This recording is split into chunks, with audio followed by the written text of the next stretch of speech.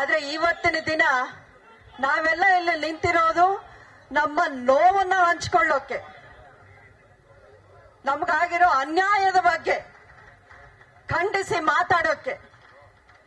ಈ ಸರ್ಕಾರ ನಮ್ಮೆಲ್ಲರಿಗೂ ಯಾವ ರೀತಿ ನಡ್ಕೊಳ್ತಾ ಇದೆ ಅನ್ನೋದು ಮತ್ತಷ್ಟು ನಾವು ತಿಳ್ಕೊಂಡು ಅರಿತುಕೊಳ್ಳೋ ಒಂದು ಸಮಯ ಸಂದರ್ಭ ಮತ್ತೆ ಮತ್ತೆ ಪದೇ ಪದೇ ಬರ್ತಾ ಇದೆ ಅನ್ನೋದನ್ನ ಅರಿಯಬಾರದು. ಈಗ ತಾನೇ ಬರ್ತಾ ಅಭಿಮಾನಿಗಳು ಒಂದಷ್ಟು ಜನ ಅಲ್ಲಿ ನನ್ನ ಅಡ್ಡ ಹಾಕಿ ಹೇಳ್ತಾರೆ, ನೊಂದ ಅಭಿಮಾನಿಗಳು ಹೇಳ್ತಾರೆ, ಅಕ್ಕ ಅಂಬರೀಷ್ ಅಣ್ಣ ಇರ್ಬೇಕಾಗಿತ್ತು, ಅಂಬರೀಷ್ ಅಣ್ಣ ಇದ್ದಾಗ ಈ ತರ ನಡೆದಿಲ್ಲ. ಏನಕ್ಕೆ ಹೇಳ್ತಾರೆ ಅಂದ್ರೆ,